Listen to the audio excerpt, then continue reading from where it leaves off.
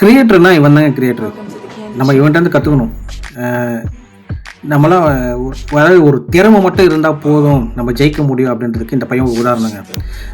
பார்த்தீங்கன்னா, நம்மலாம் வந்து ஸ்டார்ட் பண்ணுறதுக்கு நம்மக்கிட்ட இந்த பொருள் இல்லை, கேமரா இல்லை, மைக் இல்லை, பேக்ரவுண்ட் இல்லை, இந்த மாதிரி நிறைய விஷயங்கள் நம்ம சொல்லணும் நம்ம ஸ்டார்ட் பண்ணுறதுக்கு. ஆனால் இவனோட பார்த்தீங்கன்னா ஒரு சின்ன இடம், பின்னாடி பேக்ரவுண்ட் பார்த்தீங்கன்னா ஒரு பழைய ஷூக்கெல்லாம் அடுக்கி வச்ச ஒரு பேக்ரவுண்டு வால், பார்த்தீங்கன்னா ஒரே ஒரு கேமரா வச்சுட்டு அவன்கிட்ட இருக்கிற பழைய பொருளை வச்சு எப்படி வந்து ஃபேஷன் பிராண்ட் கிரியேட் பண்ணியிருக்கான் பார்த்தீங்களா.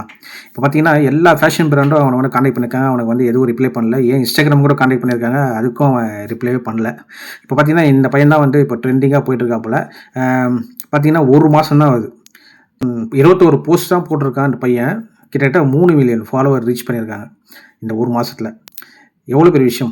ஸோ இதெல்லாம் என்ன தெரியுது, திறமை இருந்தால் மட்டும் போதும், நம்மக்கிட்ட எது இல்லைனாலும் நமக்கு இருக்கிறத வச்சு நம்ம சக்ஸஸ் பண்ண முடியும் அப்படின்றத இவன்கிட்ட தான் கற்றுக்கணும். ஸோ கிரியேட்டர்னா உண்மையிலே இவன் தான் கிரியேட்டர்.